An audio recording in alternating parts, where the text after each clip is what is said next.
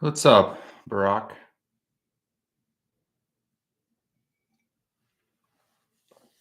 All right. Now one person in here.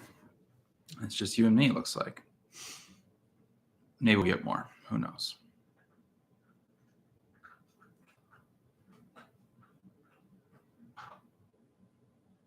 We can talk Europa League. Why don't we save that for the end?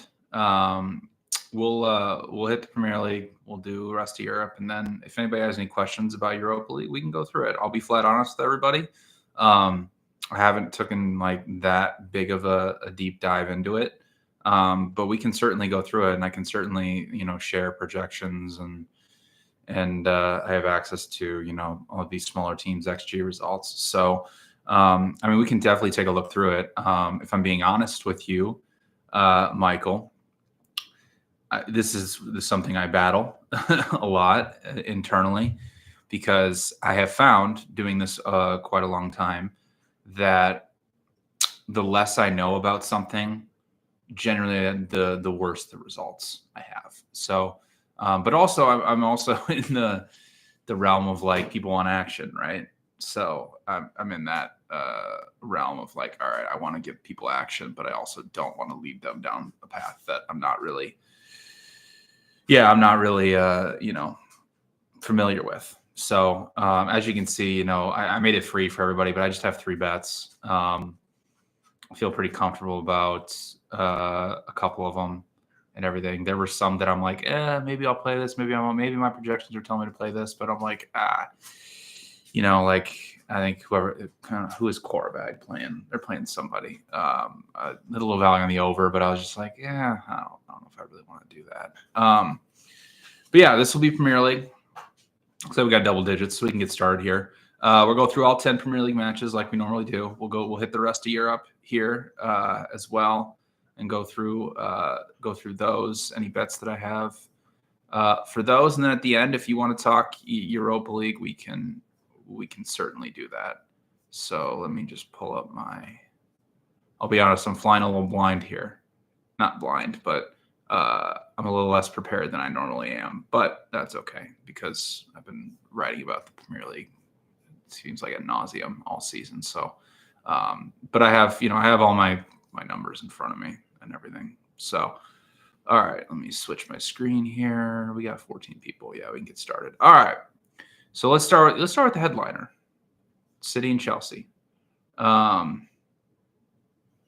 United, yeah. I said this on the last live stream. I don't know why, because United's the biggest club in the world.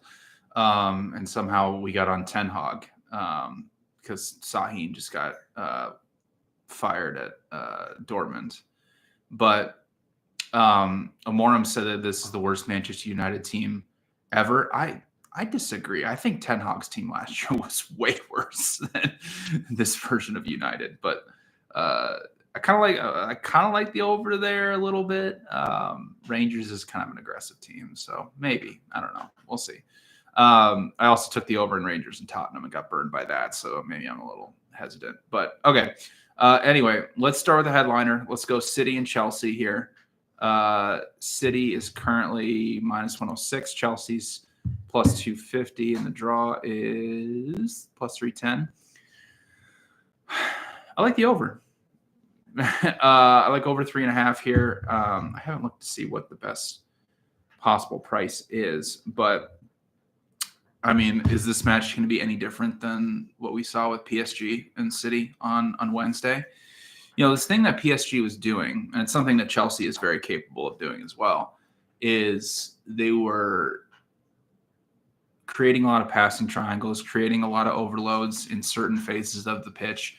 And if you've watched City, City actually got pushed back, and they were only holding, 37% possession in the first half against PSG.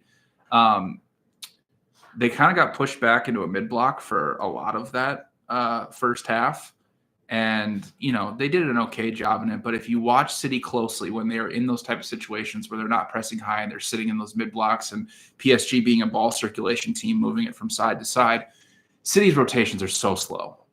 It's the same deal with their pressing. Their pressing is slow. They can't really hit home with it.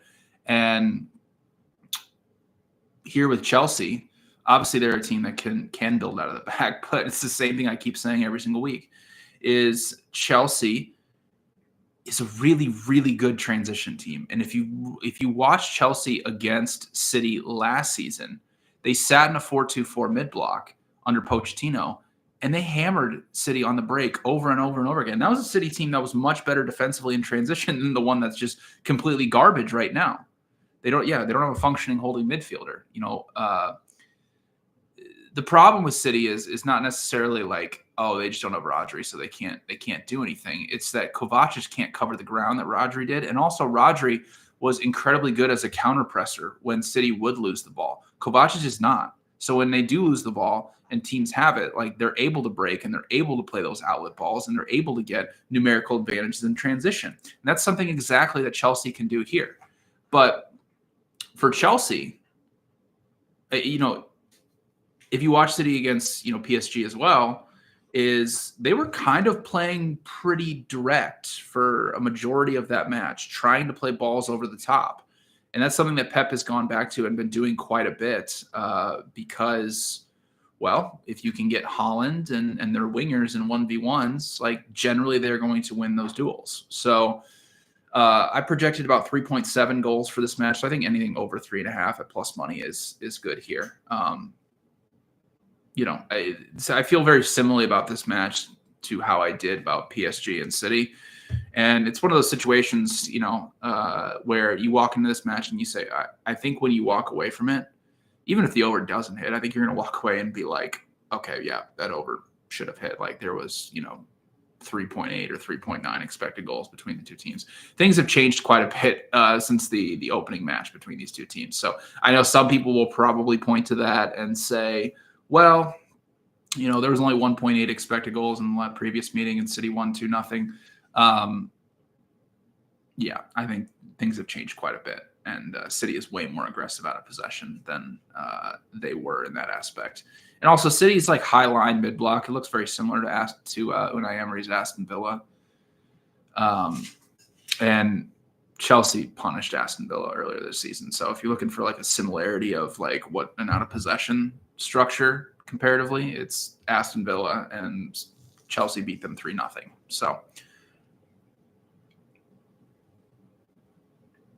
So that's that. That's City and Chelsea. And again, as we're going through this, put questions in the chat. I'll go through all 10 matches. And I'll go through Bundesliga, La Liga, Serie A, and Liga. And so if you have any questions about those matches once we're done with the Premier League, feel free to put them in the chat. Questions about anything. I don't really care. I'll answer anything. Okay, let's go back to Bournemouth and Nottingham Forest. Two of my favorites going against each other. This is funny. OG Wonder Goal fans would know that every time, like 2 years ago, whenever Brighton would play Brentford, I would always say, I really can't pick between these two teams. It's like picking between, if you have two children, it's like picking who's your favorite child. I can't do that. So I would typically never bet those matches. And I feel very similar about Bournemouth and Nottingham Forest this season. I mean, these are the two teams I've been betting the most of any of them. And I think the market has this absolutely correct. If you want to take a deep dive into Nottingham Forest and some of their numbers, and I will, if you subscribe to the Substack, and I'll make this, continue to make it free for a couple weeks here. I've been doing more just non-betting content, but just like notes, like my thoughts, essentially just jotting my thoughts down on a piece of paper of how I feel every single matchup is going to go. There's really no betting advice in those, but hopefully it maybe can help people, learn something, at least take something away from if they want to know about all 10 matches. So I'll put this in my Substack article, but some of the numbers with Nottingham Forest are pretty amazing. And I love them so much because, nowadays, and this is why I love Atletico Madrid as well, is like nowadays in modern football, everybody plays the same way. And everybody thinks that you need to be able to build out of the back, control possession, play through teams, press high to reach the ceiling, right? It's not necessarily true. Nottingham Forest is showing that. They're holding the lowest amount of possession. They're attempting the most long balls in terms of percentage of passes being long balls. And they are playing the lowest defensive line of anybody. They have the lowest passes per defensive action, the highest passes per defensive action. So that shouldn't work, right? Low block defending, counterattacking teams shouldn't be this good, right? But they are. And one of the things that Nottingham Forest does and why they can be so dangerous in these like counterattacking type situations, and they're not even really creating that much in terms of expected goals. They're just kind of taking advantage of the few counterattacking opportunities that they have a match, and then they're obviously taking advantage of set pieces. I always love teams that do that. Excuse me. They'll play their 4-2-4. Well, they'll drop Chris Wood, and really what they do is they just cut off every passing lane through the middle. You can't get anything through the middle. Like cut off everything and then they're so good at the man marking system, shielding all of those passes, and really giving you a false sense of security of like, when you try to bring the ball into their final thirds, they just cut off every passing lane. Not that they're pressing the guy with the ball, but that guy with the ball is just like, oh crap, where do I go? And usually it's, okay, well, I can play a ball over the top, and it's like, okay, well, we're really good at defending those. Or I'll just play a ball out wide, and Nottingham Forest is like, we'll live with that. We'll live with crosses, Now, Bournemouth is a big crossing team. They're a team that like to get wide overloads, and they like to send in a ton of crosses. Let's see if my FB ref didn't time out on me. Sorry, I just got my Premier League matrix up here. Bournemouth has completed the fourth most crosses into the penalty area, but as we know with Bournemouth right now, they are without their main striker, Ivan Nielsen. They are going to be without Unal forever, it looks like. I was just looking at a potential return October 18th. Oh, gosh, that's a long time.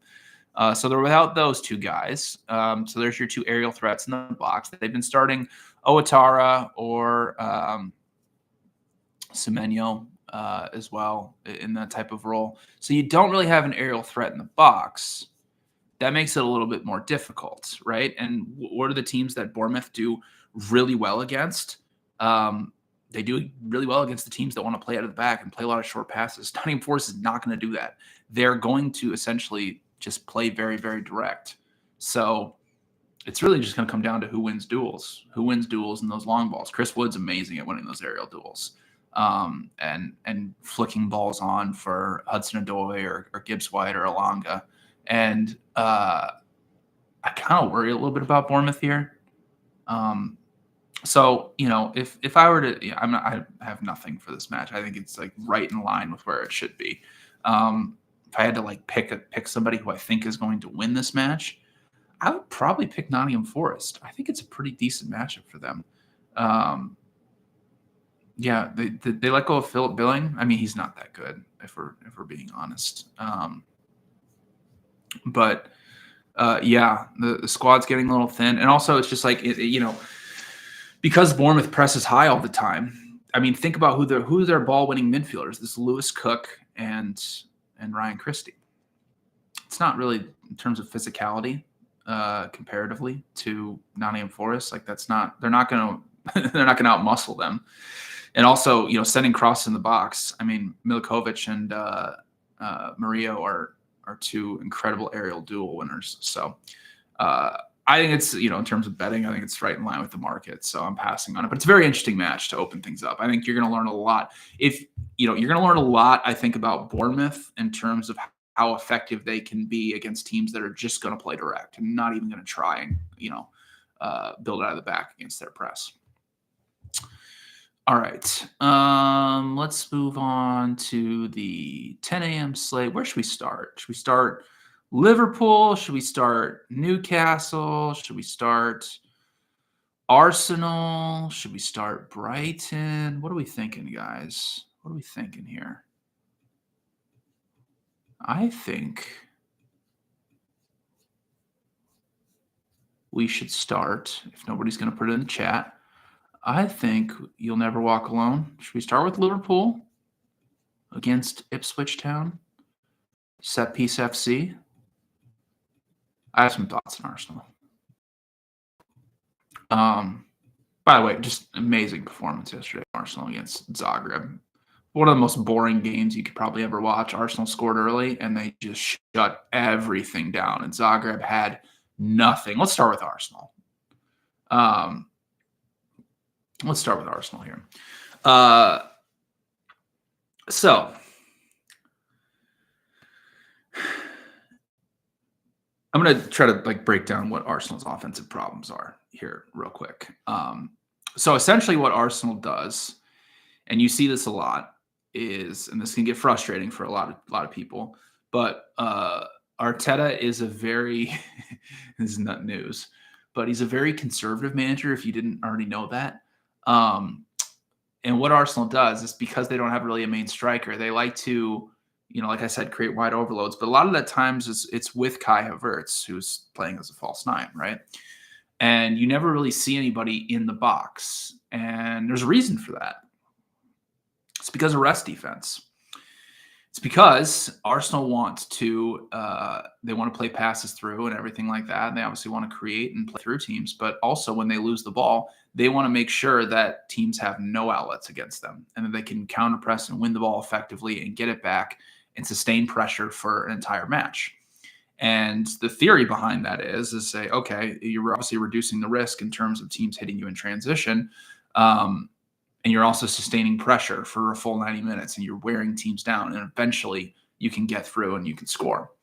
That definitely can work here against Wolves. Arsenal did that in the opening match of the season, albeit, they didn't create much. They sustained pressure, and they were very good on set pieces. And, Wolves this season, it's interesting, right? Because I tend to look more at expected goals than actual goals, because Wolves have conceded 16 goals off of set pieces. It's been ridiculous. But they are fourth in XG per set piece allowed, right? So when you see Arsenal trying to win those corners, is because they're so good on them, because they become reliant on them a little bit, is because they don't really have aerial threats in the box, right? And Arsenal tends to rely on, when they create those wide overloads, the other aspect of it is, if you lose the ball in wide areas here, it's less likely that teams are going to hit you quickly right through the middle, which is where teams, that's where you can open teams up. So from a Wolves perspective, what Wolves have been doing under Pereira, they've just been playing direct balls up to the forwards over and over and over and over again. I don't think that's really going to work here against Arsenal. Obviously, Arsenal's in a little bit of a center back issue right now with Saliba, Ben White, and Tomiyasu all being out. Why that's important is that's their right center back depth. I believe, oh gosh, I'm blanking. I believe I was watching it yesterday. I think they started Kiwor at right center back, if I'm not mistaken, against Zagreb, which is, he's the thing about him is I'm just double checking. Sorry. I thought it was, they started Kiwor there, and they started Timber at right back. The thing about him is he's left footed, right? So typically you want a right-footed right center back, and then a left-footed left center back. It makes it a little easier for outlet balls and things of that nature. So it's a little bit, he's very versatile. He can play the position perfectly fine, and Arsenal will have. He's very tall and he's very physical. So he is somebody that would be okay at defending those direct balls. Although he played against Fulham and allowed a direct ball to get in behind for Fulham's only goal. So that's, I guess, maybe a little bit of a worry here against Wolves. But Wolves have been pretty terrible defensively. And, I think the price is fine here on Arsenal. I think by fine, I think it's right. I wouldn't play Arsenal. But one thing that I like to evaluate teams on, and this is something to keep in mind with Arsenal, and sustained pressure, right? So final third to box entry conversion rate. When you have a team like Arsenal, who is going to control a lot of possession and is going to be in the final third a lot, it's a good evaluation of like, okay, how effective are they once they get to the final third of getting into the penalty area? Arsenal is number 1 in the Premier League in that category. So they are doing a very effective job of getting in the box. They're 11th in crosses completed into the box. They primarily rely on cutbacks. They're not really, to swing the ball in and try to win aerial duels, and I really don't think they will be able to do that. But what I will say is if you watch the Chelsea second goal against Wolves, they got a 4v3 in the box, and they took advantage of it. So that's something Arsenal potentially could do. But yeah, I would pass on this match if I was, anybody betting it. I think it's pretty much right in line with where the market should be. Like I have Arsenal at minus 202. I have the total at 2.79. So just kind of in line with where the market is. All right. Let's go to Liverpool against Ipswich. Liverpool's minus, what are they up to? Minus 1,000 now. Liverpool wins again against Lille in the Champions League. Can they cover? I think it's the question we all want to know, right? Certainly they can cover. I don't know if I would actually bet that, but it's going to be kind of a similar situation that you saw with Liverpool against Brentford. You want me to know? Yeah, that's a good one. What do I have Ipswich? And I eventually will get these in the projections. Ipswich projected shots 7.2. That's kind of high, actually. I'm sure their line is like 5.5. I haven't looked at it. But Liverpool against Brent. I mean, it's going to be basically the exact same thing, right? Ipswich is going to sit in a 5-3-2. They're going to sit very compact. And really what it comes down to is can Liverpool get an early goal and change the complexion of this match? Because Ipswich have been terrible when playing from behind. I'll pull up that stat here real quick so Ipswich this season, when playing from behind, is allowing about 2.5 expected goals per 90 minutes, which is horrible. Even game state, they're at about a little over 2. Just a horrible defense. I think they've gotten better under Kieran McKenna, like defensively, comparatively to what we saw at the beginning of the risks in possession in terms of trying to build out from the back and a little bit more direct, which is basically what they have to do to survive here. But yeah, I mean, offensively, 0.8 expected goals against City, 0.2 against Brighton. They basically did nothing for both of those matches. They just sat in. They tried to play a little bit direct, and it just didn't work. So Simodzic is out as well for this match. Connor Chaplin is out. So it's just really Liam Delap is like the only guy that's really going to provide any threat for Ipswich. So it just really comes down to, can Liverpool break them down? Liverpool was trying to get the ball out wide and swinging a bunch of crosses against Brentford. Let me pull up how many crosses they had. 32 crosses for Liverpool against Brentford. They completed only 4 of them. Ipswich this season has been doing an okay job of defending crosses. They're 10th in the Premier League in terms of crosses completed in their penalty area. They face a lot of them. For me, I have this projected pretty close to where the market is, so I will most likely just be passing on it. But I mean, Liverpool should rout. They should rout here. Should not even really be close. You also might see a rotated squad from Liverpool. We'll see. They can close out first place in the Champions League against PSV away from home. Arne Slot heading back to the Netherlands, which is obviously big for them. But I mean, oh gosh, Liverpool in their last 4 matches. Let's take away the Tottenham and Accrington Stanley matches, because Tottenham match actually I was like holy crap. Sorry, I just looked down at my phone and one of my group chats had like 34 messages, so I gotta splice through all that. So their last 4 matches, let's take away the Tottenham and Accrington Stanley matches. They have created, sorry, I'm just doing a little math here. Nope, that's not right. 33. Nope, that's not right. I used to be an accountant too. 10.6 expected goals in those against United, Forest, Brentford, and Lille. It's kind of the same situation that they faced against Nottingham Forest and against Brentford, against just a kind of a worse 5-3-2 low defensive block. So passing on the match, Pool ties PSV to remove one of the possible Manchester. Yeah, that would be funny. That would be funny if City did not make the round of make the top 24. By the way, can I rant about the UCL for a second?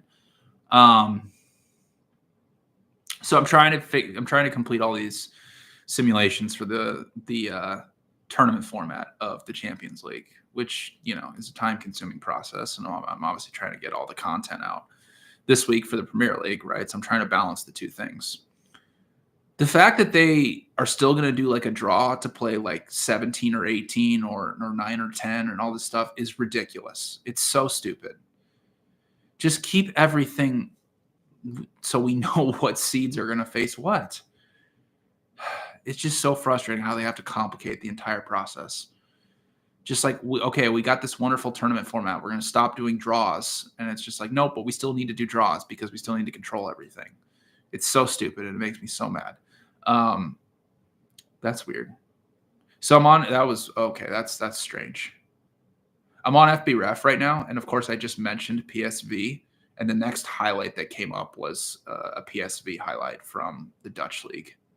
That's weird. Yeah, welcome to modern America, I guess. Okay.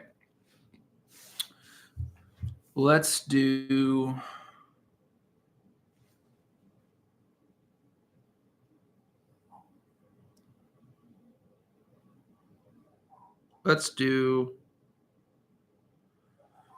Southampton and Newcastle. Let's go. I kind of like the over here, over 3.5 at plus 110.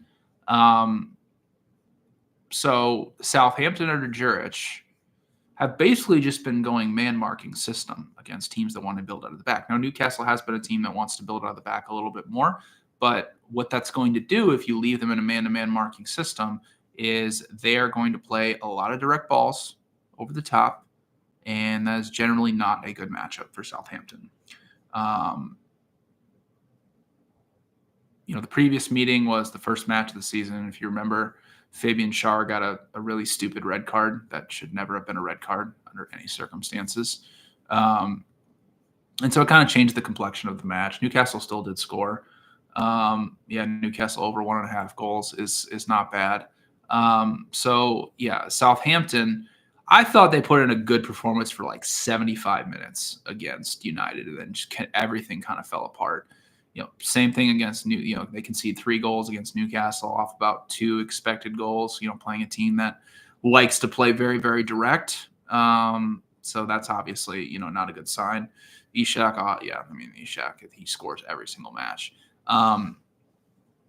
So I think Newcastle should have a lot of success here offensively. The flip side is Southampton has been okay at building up under Juric. They've obviously been more willing to play wide areas, which is good because, so here's what happened under Russell Martin. Russell Martin was obsessed with the idea of bringing Southampton to their peak, right, of what they could be. And it was building out of the back, and it was building right through the center of teams, right? Just building. We're going to, play combination passes right through the heart of the defense because we can open them up that way. What happened was they couldn't do that, and when you turn the ball over centrally, consistently, it creates easy transition opportunities for opponents, and that's where Southampton conceded a lot of their goals. They are building out in wide areas a little bit more under Juric. At Torino, he was more of a 3-4-2-1 type of guy. Play a back 5 when out of possession, and they're kind of still doing that. But they have been more aggressive with their pressing. And listen, here's the situation Southampton is in. They cannot sit back, right? They cannot just be like, all right, here we go. We got Newcastle at home. Let's just sit in a low defensive block. Let's look to counterattack them. We can do that effectively. They got a slow back line. Let's do that. No, you can't do that. You have, what, 5-6 points on the season? You need to make up points in a hurry. You need wins. You need to get going. So you have to play aggressive. That's why you've seen them, play man-to-man and mark more often. That's why you see them continue to concede goals. They're in a situation where they got nothing to lose. So they're being more aggressive out of possession. So I think, I was a little bit hesitant of playing some of Southampton's totals when Jurich got hired, because I went through and I looked at him, like, his Torino matches were averaging like barely 2 expected goals. But it's the situation, right? When he was at Torino, he was traditionally just sitting in the middle of the table. So there was really no risk or need to like play super aggressive. And now he has to. So I like over 3.5 here at +110. I think Southampton, they've been getting better offensively.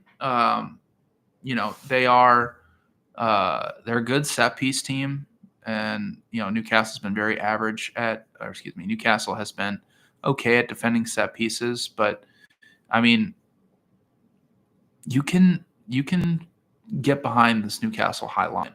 They're slow on the back line, and teams that can have pace can cause a lot of problems, and Southampton definitely does have some pace. So I like over 3.5 here at +110. All right. Brighton and Everton. Congratulations to Everton. First win under David Moyes over Tottenham. Bad pick by me. All right. Everton. They finally created chances. Almost 2 expected goals from Everton. How about that? Good job by Everton. I have nothing for this match. In general, that's right, Sam, up the toffees. That's right, Sam. By the way, that was. I feel bad for Plymouth against Burnley. I wasn't watching. I was scrolling Twitter, and I saw 5-0 at half. What did it end up? What did Plymouth end up? And now I see Plymouth has. I think they have Sunderland on the weekend, which is not ideal. Now my FBref doesn't want to load. I have Brighton at -138. So here's what it really comes down to, right? So Brighton, what they'll do, they initially like to build out of the back. They usually bring the goalkeeper out and they create like a 3-1, almost like a 3-1-7 almost. And then they'll use their number 10s to kind of drop deep in certain scenarios. But really what Herzler wants to do is just overload that last line. Disgusting football. It ended 5. Hey, we didn't concede in the second half. That's good. That's good. Do we have Sunderland this weekend? By the way, Sam, I've been looking. I gotta send you this, Sam. I'm looking to buy a Plymouth Argyle jersey. I gotta figure out which one's the best. So I'm gonna send you some examples. Because I'm all in on them now. We're gonna win. We're gonna get out of this relegation fight, and we're gonna stay in the championship. Also, I don't know why Morgan Whittaker didn't play last night. Is he leaving? That's not a good thing if he is. So essentially, what Brighton is trying to do is just basically just play a lot of direct balls. And with Everton playing essentially a back 4, that can create some issues. But Everton has been very good at defending those direct balls. Problems with Everton is really when they just kind of make mistakes and they leave themselves open in those transition breaks is really kind of where I've seen Everton have, some problems. The thing with Brighton is, though, not very good at defending set pieces. 15th in XG per set piece allowed, but they are very good at defending crosses. They're number 1 in the Premier League in terms of crosses allowed in their penalty area. So really where Everton's going to have to be effective here is in transition, playing balls off Brighton's high back line. And in general, I'm not really confident Everton can do that. So I have Brighton at minus 138, and they're at minus 150 right now. I have the total at 2.6.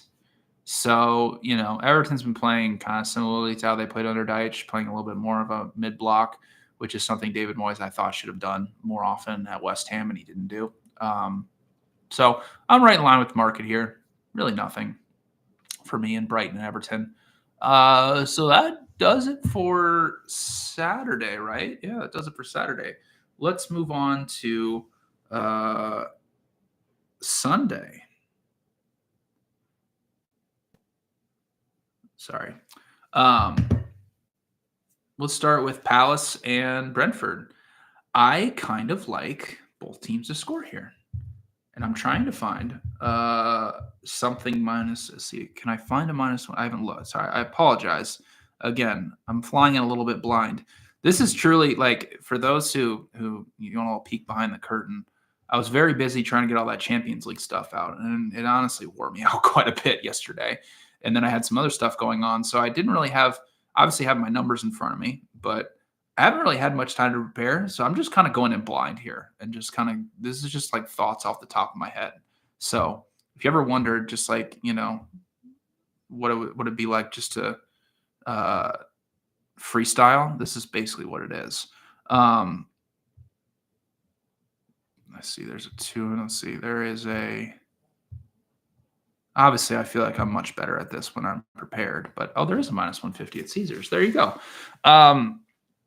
I like both teams to score at minus 150 here. So, Crystal Palace, they have been more aggressive out of possession under Glasner. They've been man-to-man pressing, but one area where they have been weak, and it's where their wingbacks are supposed to press the opposing fullbacks, right? So when Brentford builds out, and typically it's like a 4-2-4 for Brentford, but their fullbacks do stay kind of high, and obviously Brentford is usually looking to build through wide areas, right? Those fullbacks can be late at times to that press, and when they're late, it leaves a lot of space in behind. So when you think about guys like, whether it be Damsgaard or Mbeumo, or even if it's Kevin Schade playing on the left for Brentford, those direct balls in behind can cause Crystal Palace some problems. And that is a worry here. That's basically that's a good method of, I think, how Brentford can score in this match.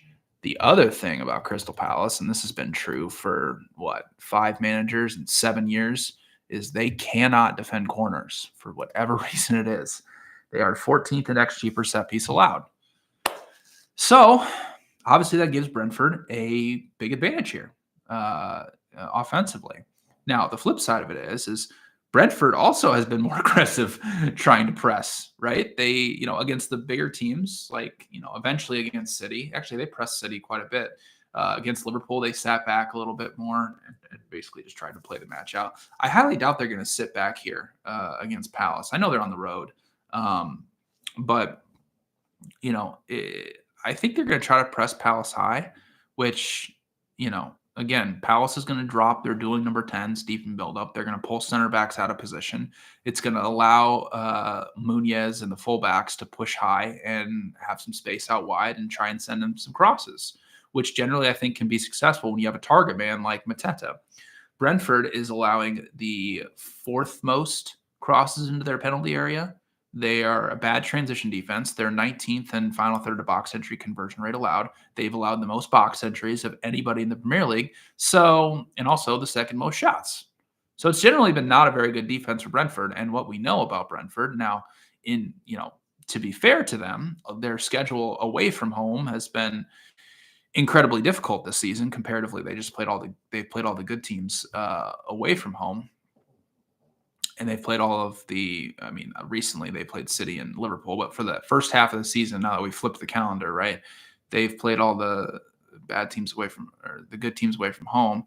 They've conceded 18.2 expected goals away from home in 10 matches. Doing my Math there, that's 1.82 expected goals per 90 away from home. Generally not very good. So I like both teams to score here at minus 150. I have that projected at minus 206. So that's where I would go in Palace and Brentford. Tottenham against Leicester. If I'm being honest, it's kind of hard not to play Tottenham here, which is generally stupid. But we have Van de Ven and Romero, or Van de Ven's out. Pape Sarr is questionable. Romero's questionable. That's good. Basuma's questionable. Solanke is out. But my goodness, Leicester is a horrible defensive team. They have no identity. It's like, I don't know what Ruud van Nistelrooy is trying to do. I think he's trying to do two different things. I think he's trying to be like, okay, we have to be able to defend. We have to be able to counterattack. But also, we kind of got to be able to build out of the back. Also, we kind of got to be able to control possession. And generally, he should not be doing that. He has great wingers. He has great attackers. And what he should be doing is he should be playing direct. And he should be giving Leicester any possible chance of surviving. But they're not. Leicester's now minus 800 to be relegated. So I really want to play Tottenham, but I don't think I can do it with Solanke out. Richarlison's healthy. Richarlison anytime goal scorer, maybe. Let's see what he is for anytime goal scorer. But Leicester's just been horrible defensively. That's just really kind of comes down to it. It's like it's a 4-4-2. They allow guys to get in the half space. They allow guys to get in between the lines. It's not very compact. And I just really don't understand what the plan is under Van Nistelrooy here. The defensive numbers have obviously been bad, but they can't really defend crosses. They're allowing the second most progressive passes. They're allowing the highest expected threat. So if there was ever a time where Tottenham could flex their muscles,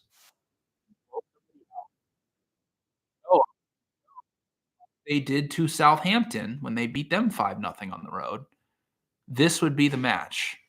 Tottenham has Hoffenheim away from home. Hoffenheim's been really, really bad this season, although I think they have a really good manager. They got the manager from Sturm Graz.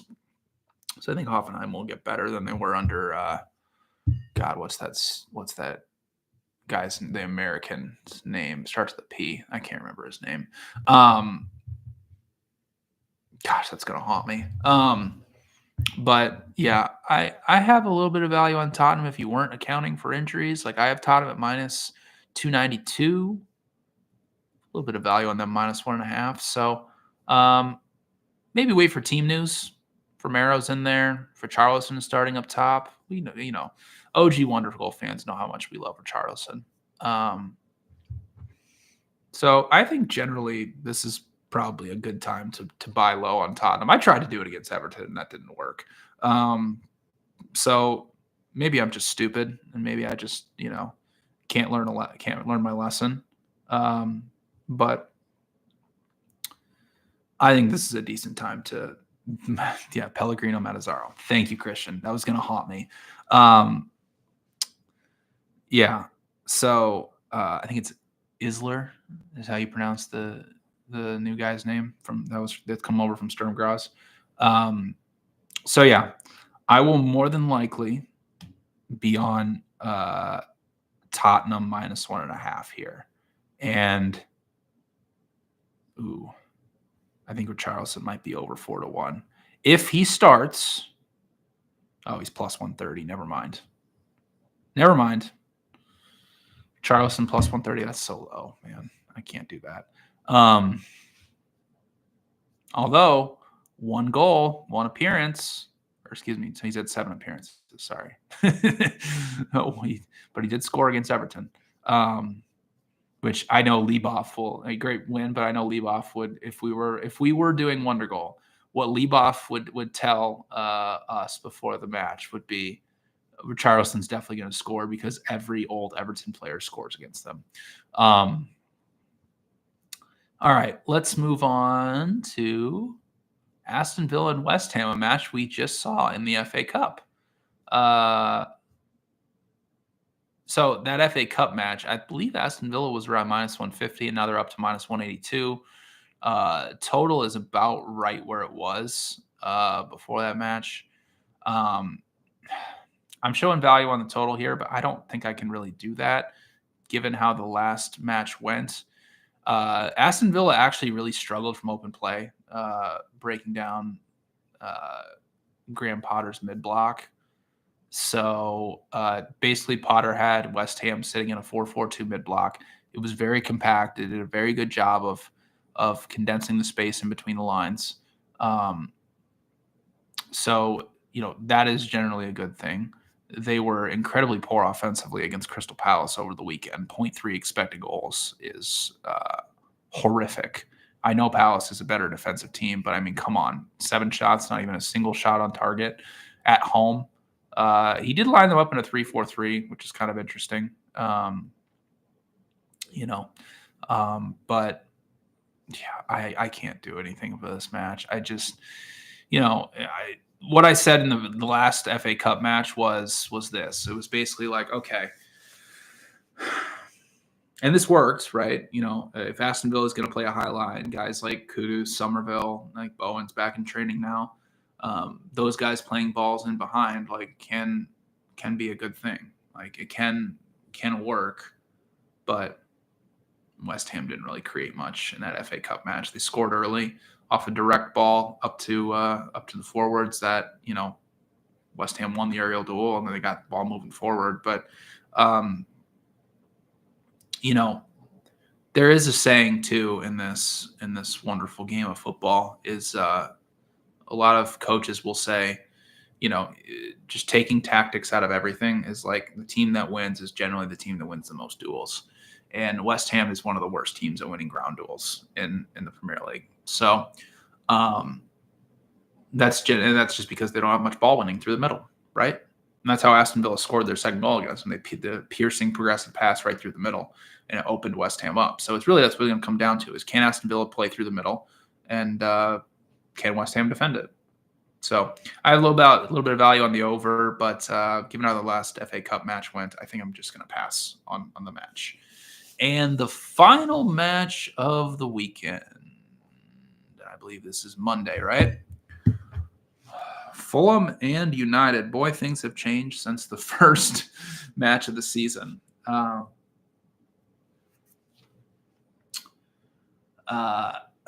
think this line is right. Generally what's happening, and this is just a disgusting thing, and this is just the game we play, is I've been betting against United for so long. They've been so bad for so long, and now the market has finally corrected itself and realized that they are no good. But in general, United's underlying results are actually better than they were last season, if you can believe it. And I generally think they have been better defensively. But as is the case with United every single time is, all right, how are we at defending? How good is the other team at set pieces? Well, the good news for United here in this match is Fulham is dead last in XG per set piece. They're the least efficient team on set pieces. So, hey, there's a good thing, United. That's a good thing, right? And in general, defending from open play, I don't think they're that bad under Amorim. I think the press is actually improving and getting a lot better. And you're seeing that in their defensive numbers. They're now 5th in shots allowed per 90. They're 6th in box entries allowed. They're 7th in passes per defensive action. They're 5th in final third of box entry conversion rate allowed. They're 5th in progressive passes allowed. And 5th in expected threat allowed. The defense is actually getting a lot better under Amorim. I know people, will see the results and they'll see it's bad, but I generally think it is getting a lot better. Offensively, though, that's where we have our problems. You watched a team like Southampton man-to-man press them and cause all sorts of problems, and United couldn't build up through it. And Højlund is not a very good in terms of winning direct balls on those aerial duels, which is also a big problem. And here, it's like, can United break down Fulham's low block? I don't think they can. So, The total here is 2.5, which is right around where it should be. I was kind of praying when I was going through these. I'm like, man, can we get a 3? No, we're not even close there. So I think this is right around where the market should be on this. Generally think it's going to be pretty low scoring because Fulham's not good on set pieces. So, hey, maybe a break for United here. So, yeah, United has Rangers today in the Europa League, which is, Rangers is a much different team than Fulham. So it's not really like a good apples to apples comparison. But, yeah, I think that this price is right. I would love to, maybe I'll look it up. Fulham was obviously way worse last year, but what Fulham, what I just want to look up. Let's see. I want to look up and see what Fulham was priced at last year at home when they played United. I cannot remember when they played them in the middle of, I can't remember what time they played them in the season, but I want to look it up real quick. All right, here we go. Let's get okay. So United beat. Oh, I remember that match now. Yeah, in November, United beat Fulham 1-0, and they got a stoppage time goal, and United was the plus 130 favorite. So we're about over a year later, and the odds have flipped. Just kind of shows you how times have changed for United and how the market is now starting to kind of correctly price some of these big to 6 teams that suck. So yeah, I'm passing on that match. All right, that'll do it for the Premier League. I'll go through the Bundesliga, La Liga, Serie A, and Ligue 1. And then if you haven't, so here's what we're going to do. I'm just going to quickly hit these 4 leagues. I'm not going to take too much time on them. And if you have any questions about any matches in those 4 leagues, or if you have, again, I'm not really that well prepared, but we can talk through it.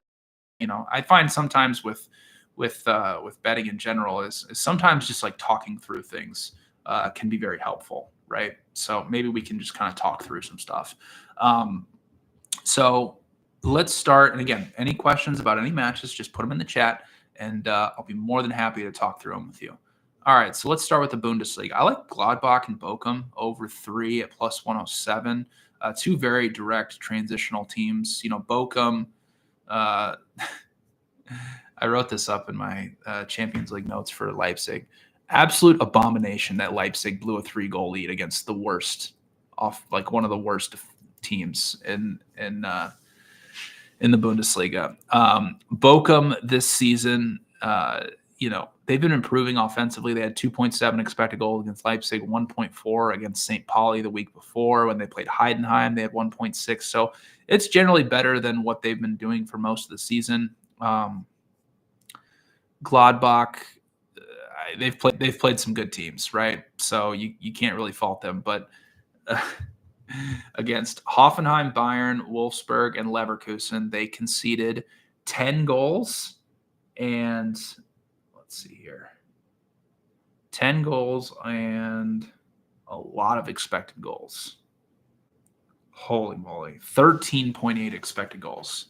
So I get Bochum is not anywhere near the level of those teams. But, recently they just played Holstein Kiel, and that match ended 4-1.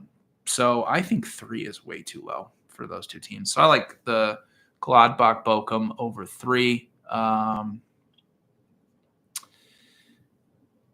I also, there's one more that I kind of liked.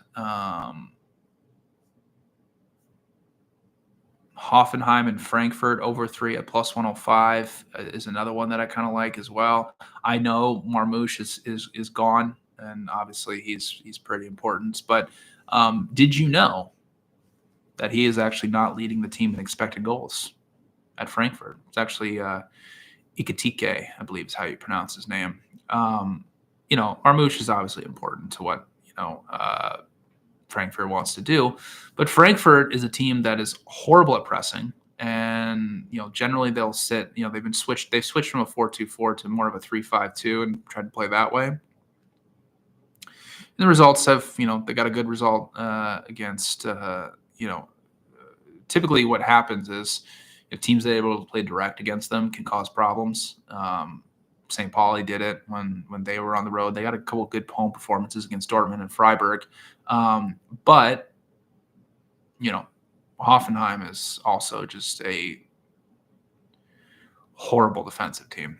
They are allowing 1.71 expected goals per 90 minutes. The defensive performances have improved recently under the new manager, but this should be very back and forth. So over 3 at plus 105 there. Let's move on to Serie A. This is a Napoli, Juventus. This is like, if you know me for a long time, this is like textbook here. Napoli, Juventus, both teams have scored no, minus 140.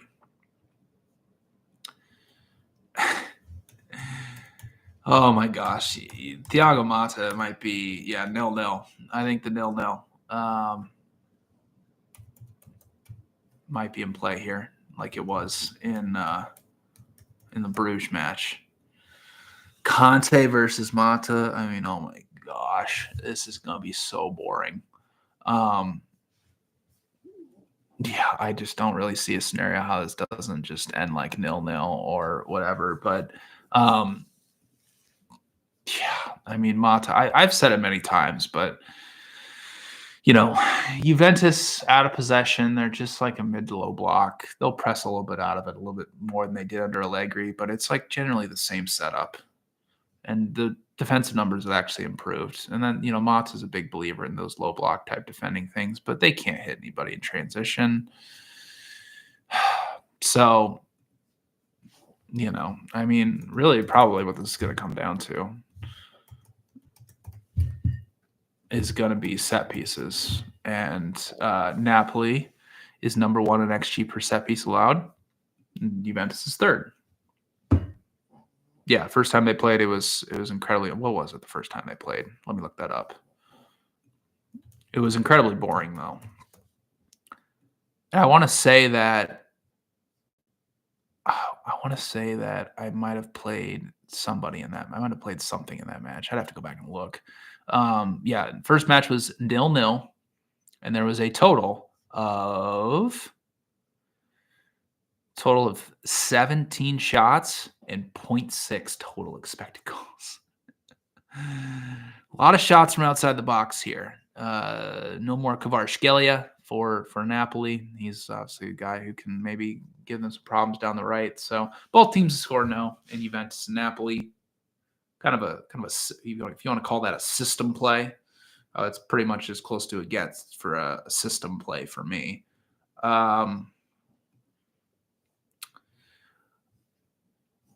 I kind of like Udinese against Roma. I don't think Roma's like really back, and the market keeps pricing them really, really high. Kind of how they did against when they played Bologna. I know that Udinese is coming off, giving up 4 goals to Como.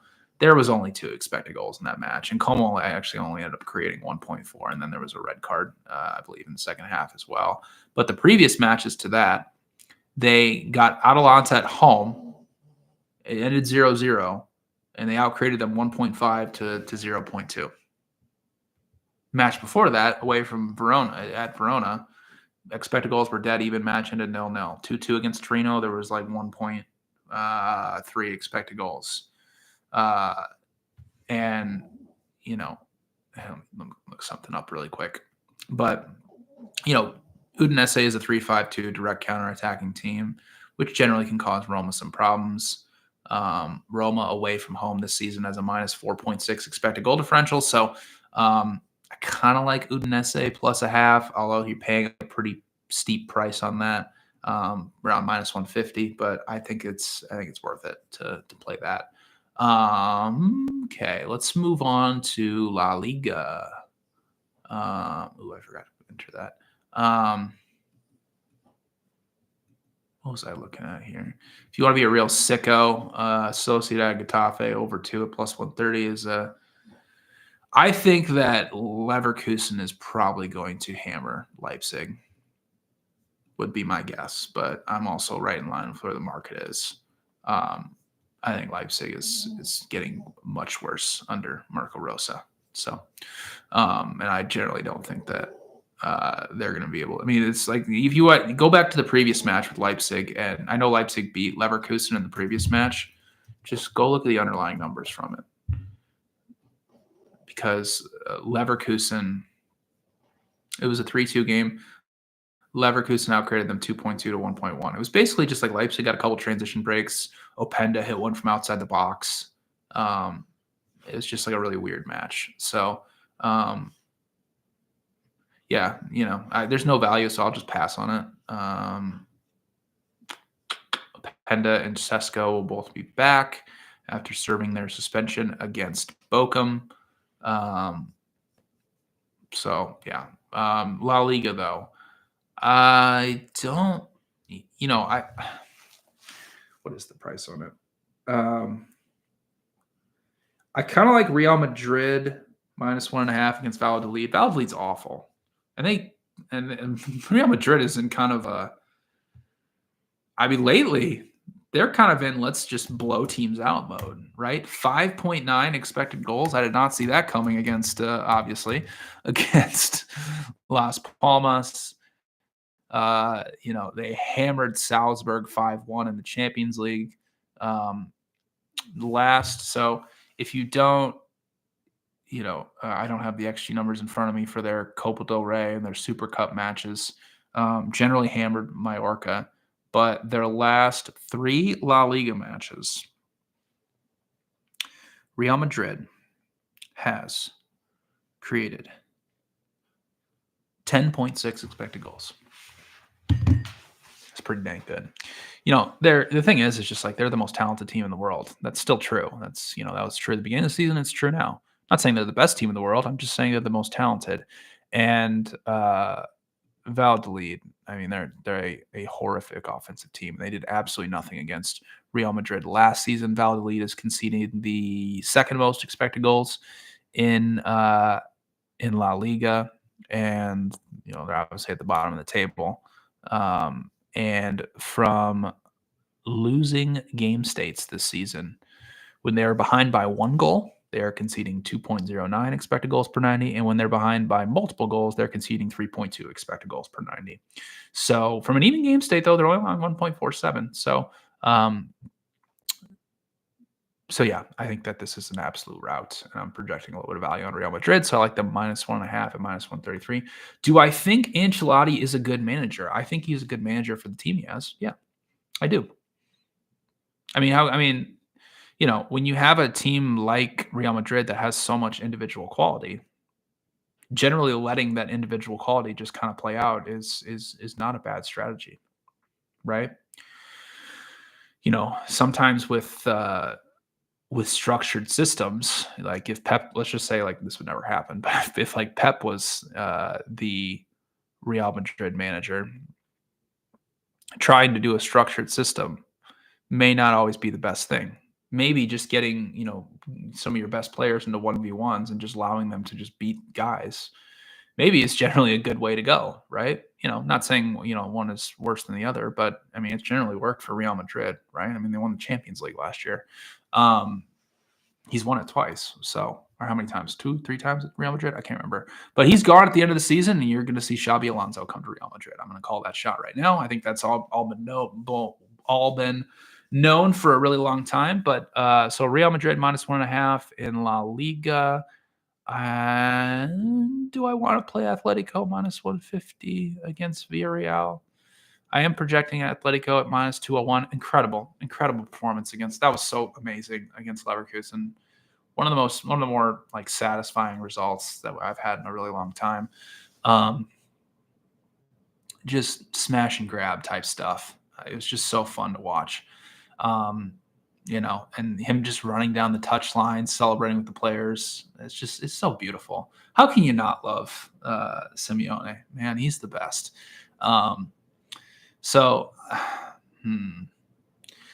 Villarreal has been improving. Pull up their numbers really quick. They obviously just killed Mallorca, which did not see coming. I didn't bet it, but I was like, I was projecting a little bit of value on Mallorca, but boy, they hammered them. Their underlying numbers have been a lot better, and I think that's going to cause me probably to stay away here against Atletico. Even though I have a little bit of value on Atletico. There's been a lot of matches for Atletico. They've been stacked up against them. So generally going to pass on that one. So that'll do it for La Liga. Ligue 1, I mean, this is about as simple as in the betting game as it gets.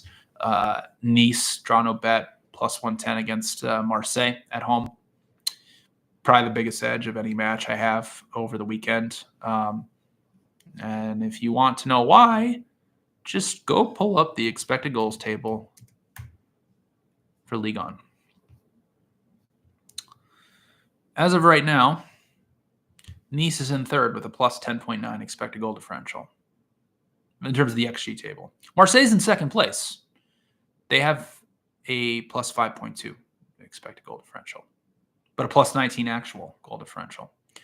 So in terms of underlying results, Nice has been way better than Marseille for most of the season, but for some reason, Marseille is a road favorite. So I do not agree with that at all. I think that is a horrifically priced line. And I think Nice sitting in their mid block against Nice can sit in a low block and they can be really effective offensively against De Zerbi. I mean, it's De Zerbi against low blocks. Like he struggles against them, and I generally don't think that they're going to have much success here. So I really like Nice. Draw no bet plus 110 at home. Yeah, Juve draws. Yeah, I think we're gonna have another draw probably 0-0. What is the 0-0 in Napoli and Juve? Let's pull that up really quick because that might be the way to go.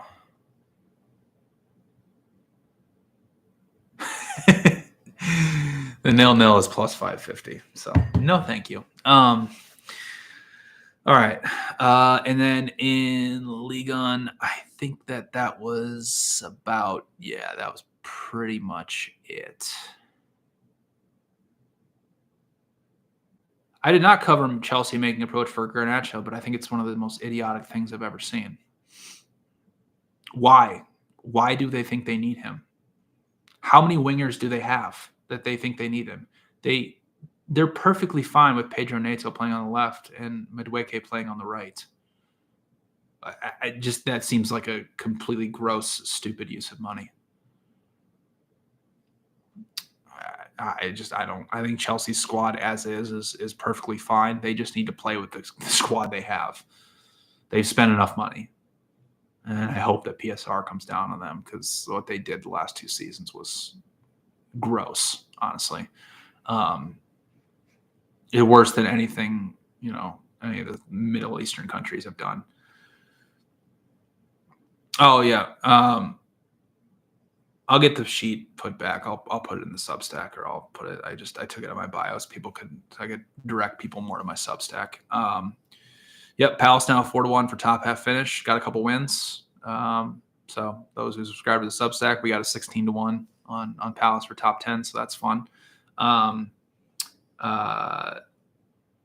Yeah, picks for the sheet. I'll put the when I put out all the picks for the weekend, I'll put the link for the sheet in there, and I'll put the link for the sheet on my Substack as well, so people know the results and everything like that. Okay, so that'll do it for Premier League and the other 4 leagues. If we want to talk Europa League, put whatever matches you want to talk about in the chat.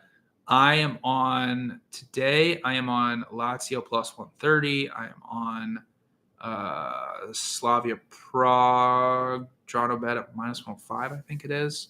And I'm on Nice plus 130 against Elfsborg. I haven't looked at the prices for today, but those are the ones I made available. I made it it's free if anybody wants to go read it on my Substack. So if you're not subscribed, you can read it for free. Those are the 3 I have. So yeah, put any matches you want to talk about in the chat. Just looking through here. Where is Europa League? There it is. Lazio plus 160 now. Great. Market moving against me. That's exactly what you want to see. All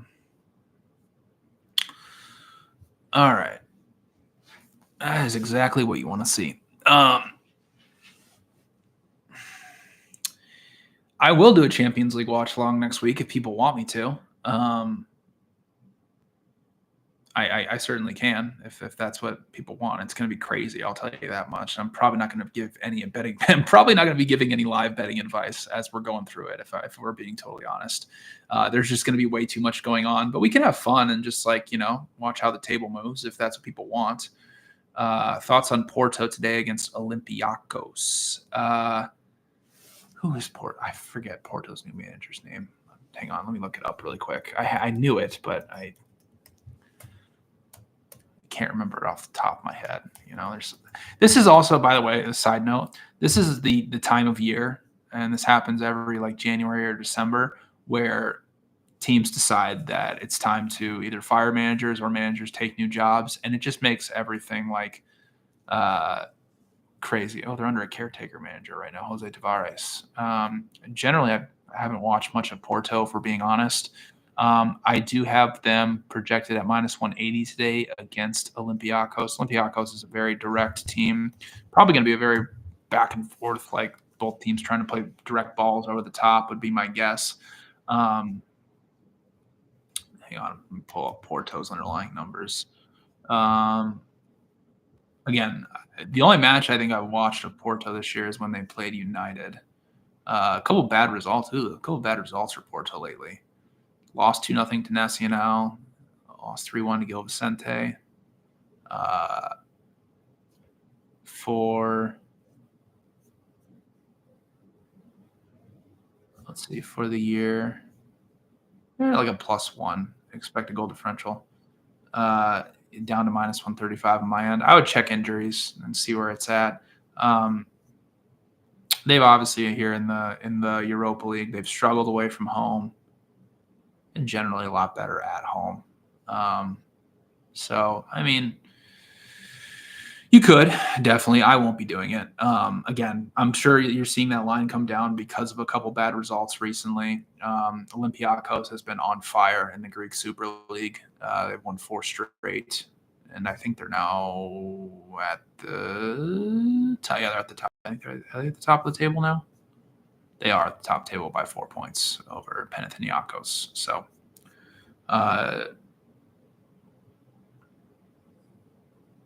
any thoughts on Hoffenheim Tottenham?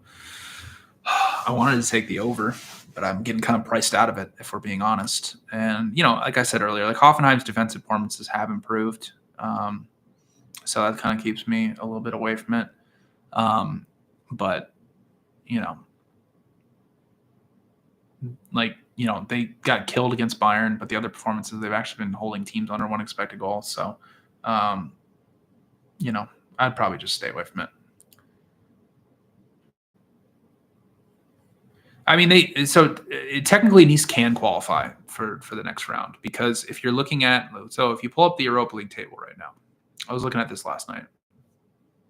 If you pull up the Europa League table, 24th place is at 7 points, right? If they win this match, there is a lot of teams around that 7 or 8, right? 7 or 8 threshold. I know they have a -8 expected goal differential, but there is a lot of teams around there that are at -6, at minus, there's a couple at -3 or whatever it is. They can flip that and give themselves a chance. And something else to note, from a financial perspective, I have to look up what the exact amount of money is, but in European competition, teams get paid per win, and generally for a lot of these smaller teams, generally taking these matches seriously is a good thing. Now, is Nice the richest team in the world? I would probably say no. Let me look that up. But in general, teams do get paid based on how many wins they get, right? So it's not like, you watch Nice going into this match in Sweden and it's just like, oh yeah, well, they're not going to care. They're going to rotate their squad. Like who cares about this match? Well, from a financial perspective, it actually matters. So I don't think that you're just going to see Nice just like completely throw this match away and say like, hey, the Europa League's done. Like if they win this match, they can still like have an outside shot of getting in the top 24. So I don't think you're just going to see them completely roll over here. And I think that the market is pricing them as they're going to roll over. And I don't agree with that. So how do you read my projections sheet? Well, you can, that's a good question. I know there's a lot of people that are maybe new at this. So in general, what it does, if you're looking at the American odds, you can look at the book odds comparatively to what I have projected at. And that's why I kind of have the edge screen to show you where I have value at, right? So whether it be decimal or American odds or whatever format it's in, every odds has an implied odds percentage, right, connected to it. So like, for example, like plus 100, which is even money, that's 50%. Minus 110 is what, 52.8%, 83%, something, I can't remember. It's something you should know, right? As a better, minus 150, for example, is 60%, right?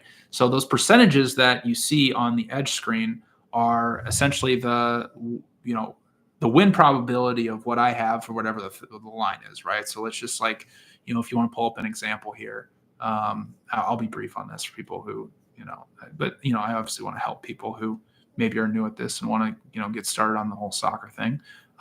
Let's just take, for example, let's do Chelsea, right? So I have Chelsea at, hold on, let me pull up percentages here really quick. Just so I can't do the math in my head. Just pulling it up really quick. Okay. So let's just take like Manchester City and Chelsea as an example, right? So I have Chelsea at plus 190. The implied odds percentage on that is 34.4%. They're currently priced at plus 250, which the implied odd percentage on that is 28.5%. So if I take my 34% minus my 28%, you get essentially an edge of about a little over 5%. So reading them, what you can say is okay, basically like I have it projected at this number. Comparatively, this is where the market is. Like I have them projected to have a higher win probability than what the market is implying right now. So that is generally how you read the odds. 3.5% value is my threshold of what I like to use. That's just like a personal thing. There's no math behind that. It's just something over the years that I have felt very comfortable with. So that's why you'll see it pop up as green. That's generally, where I have the value at. So that's kind of how you read them. I don't know if that's kind of what you were looking for in terms of how to read them.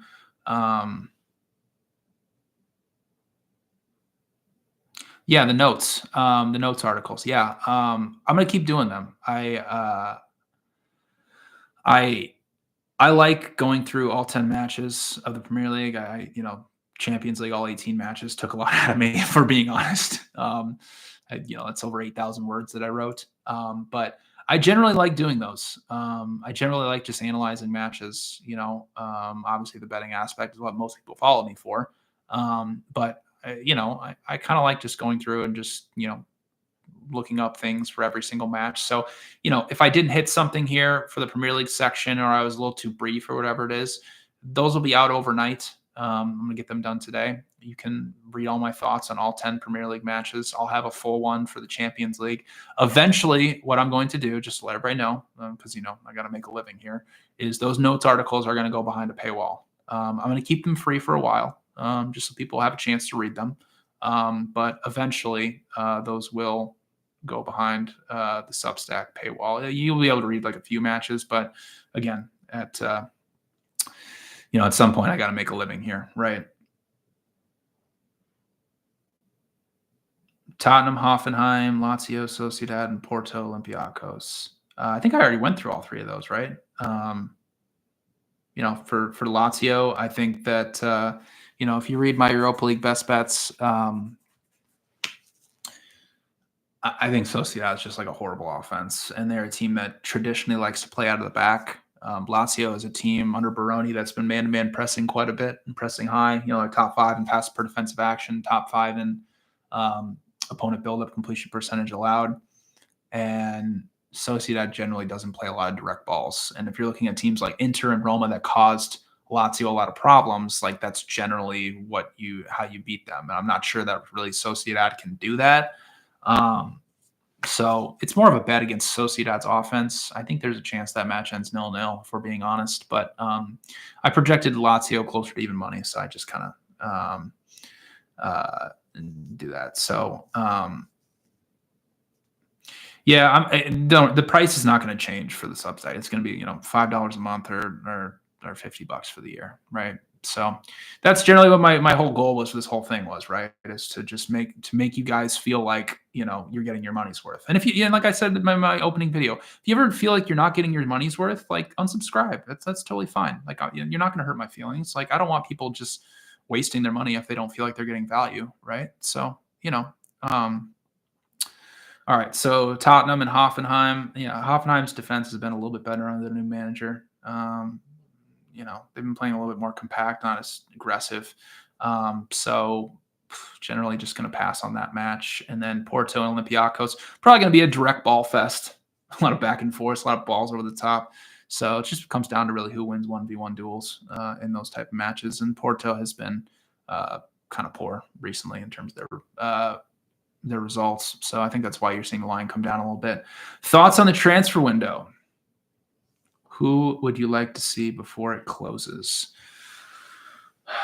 Is there a specific team you have in mind? Thoughts on the transfer? There's a lot of money been spent. A lot more than last year. I'll say that. Kvaratskhelia to PSG makes no sense to me. But, they're rich, so who cares? I'm trying to think of who else went in the transfer window here. Cunha is getting thrown around there. I saw yesterday. He's not going anywhere, though. He'd be, by the way, I'm going to call my shot here. I think in the summer, Cunha moves to Liverpool. I think Michael Edwards is going to have him circled, as a guy peaking at age 25. Obviously shown he can do it in the Premier League. He's like a perfect buy for one of these teams at the top. Forest making a bid for him didn't make much sense to me either. If we're being totally honest, like just ride it out with Chris Wood. Now, you can make that purchase in the summer if you want to, but that also didn't make much sense to me. Who else went in the transfer market? I'm trying to remember. Let me pull it up. Who went?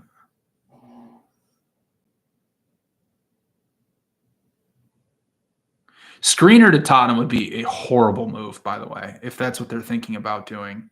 I saw that being thrown around. He's worse. He is worse on the ball than Dragishin. So if you want a horrible fit, like him to Tottenham would be the worst fit of all time. Kyle Walker to Milan. Does it really make a difference? Is he like Emerson Royale is awful, by the way. I know he got injured yesterday, but he's awful. So it's just like, are you really replacing awful with awful? Yeah, Kirkez is going to go to Liverpool in the summer as well. That would be a good buy by them. Maybe basically Bournemouth to stave off, to save all their players, they got to get into Europe. So root for those Bournemouth top 6 tickets as well. Yeah, Cunha, would he be? I don't know if he'd be a good fit at Arsenal. I think Arsenal's just going to go after Šeško. Rashford to Dortmund, and then having Ten Hag come in would be pretty funny. That would be hilarious, actually. By the way, RIP, I had a future on Marcus Rashford, top United goal scorer this year at 4-1. So I think it's safe to say that bet is dead. Rashford to Dortmund would be like, where is he? Gittins plays on the left. Like, what are they going to play him as striker? They already have Guirassy, who's really good. Like, where is Rashford going to play at Dortmund? There's not a spot for him. So that doesn't really make much sense either. Trying to think of any other transfers that we had here. United's trying to go after trying to overpay for Drogu from Lecce, who's a very raw talent. Winter transfer window this year. Let me pull it up here really quick. Who we've had. Yep, Kvaratskhelia, Marmoush is actually a pretty good buy by City. They needed a secondary striker to replace what the production that Alvarez was giving them, so I think that's a good buy by them. City also spent a ton of money on two young center backs that can really lead them in the championship next season when they get relegated. Who did Luis Enrique went to Zenit from where? Was he in the Saudi Pro League or was he? Botafogo. Okay. I'm just looking through the top, in terms of purchase prices. Yeah, they lost to United. I'd stay. That's Bologna. That was a great match, by the way. Koulibaly to Juventus is kind of interesting. Malin to Aston Villa to help give them some production on the right. Philogene to Ipswich helps.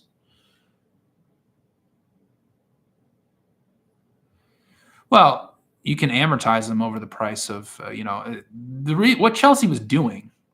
They were gaming the system is what they were doing, right? So they were handing out all these long-term contracts because they could amortize the price that they were paying for a lot of these players over the course of the contract, right? So if you do somebody like Mudryk for a 9-year contract, well, then you're just doing the $10 million a year, right? Rather than just, and whereas other teams like, for example, Arsenal were coming in with 75 million at a 5-year contract. They can only amortize that over the 25 million over the course of those 5 years, right? So you're just reducing the amount of money you pay each year. That's Chelsea what Chelsea was doing, and I'm pretty sure that they ended that. Ooh, and Ciso went to Ipswich. Okay, Philogene and that helps Ipswich a little bit. Wolves got a guy. Agbadu. Yeah, it's looking like the Dodgers. No, the Dodgers, listen, I'm out of the baseball game now. Actually kind of probably a good time to get out of the baseball game because the Dodgers are going to win. What is the Dodgers? Have they put out win totals yet? What's the Dodgers win total going to be? 108 this year? They were 104 last year and it came down, but I'd play an under on that. All right. I think that's pretty much it for, winter transfer window. A lot more money spent than we did last year, right? Like last year, I remember Dragishin to Tottenham was the most expensive transfer at 25 million. So a little bit more money being spent. Again, Kvaratskhelia to PSG makes no sense to me. I don't really understand that at all. Kind of funny that City completely overpaid for now. The thing is Kvaratskhelia, if you look at transfermarket.com, his market value is 85 million and PSG paid 70 million. So, from a expected value standpoint, it's a good buy by them. City overpaid for Kusanov and Victor Reis compared to their transfer market values. And Ciso to Ipswich is interesting. I think that helps Ipswich quite a bit. They need somebody as a 10 who can help. 103.5. I don't know. I regrettably did not play Dodgers under 104 wins last year, but they're going to have better pitching this year. But yeah, it's just it's just kind of what happens when you don't have a salary cap, right? The richer teams will always spend more money, and I don't know, the sports that I do have no salary caps, right? So that I did at least, so college football doesn't have a salary cap.